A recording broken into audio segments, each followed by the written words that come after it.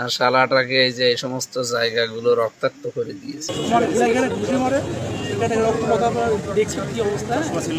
এবং সে একজন এমপিকে যখন আমির আহমেদ সাহেবের কথা যখন বলি তখন বলে সে এমপিটা আমি ঘোষণার সময় নাই।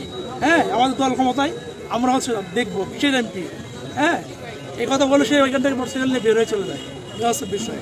দত্তনগর দিয়ে আমরা জীবননগর হয়ে মানে চুয়াডাঙ্গা উথলি যাব ছিলাম না স্পটে। আমি পরে যে শুনলাম ওখানে এক অটোওয়ালা মাঝখানে যাত্রী নামিয়ে কিছু সময় ক্ষেপণ করছিল। ওই তিনজন এসে আমার ওই শালা আর এই ড্রাইভারকে মারধর করে। এই প্রথমে ড্রাইভারের উপরে চড়াও হয়, এরে সেভ করতে গিয়ে ওনারও মারে, ওই যে ড্রাইভার সাথে আছে। আর শালাটাকে এই যে এই সমস্ত জায়গাগুলো রক্তাক্ত করে দিয়েছে। সে জামাত হোক, বিএনপি হোক আর আওয়ামী লীগ হোক, অন্যায় যে করেছে এই অন্যায়ের বিচার হওয়া লাগবে। এই জন্যে ওনারা জীবননগর থানাতে অফিসার সিটও সাথে মনে হয় মামলা দিচ্ছে। মামলার পরে আইনি প্রক্রিয়া মাফ করে দিল।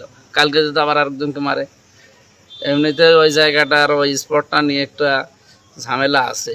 পাশাপাশি আমার ম্যাডাম রয়েছে গাড়িতে, পরিচয় দিয়েছে যে আমি কুষ্টিয়া সদরের এমপির ওয়াইফ। আর ওখানে আমাদের সংসদ সদস্যদের লোগো লাগানো আছে গাড়ির উপরে, এরপর আমার নাম লেখা আছে, মুফতি আমির হামজা সংসদ সদস্য কুষ্টিয়া 3 লেখা আছে। এটা দেখার পরও এভাবে চড়া হয়ে আরো কিছু গালিগালাজ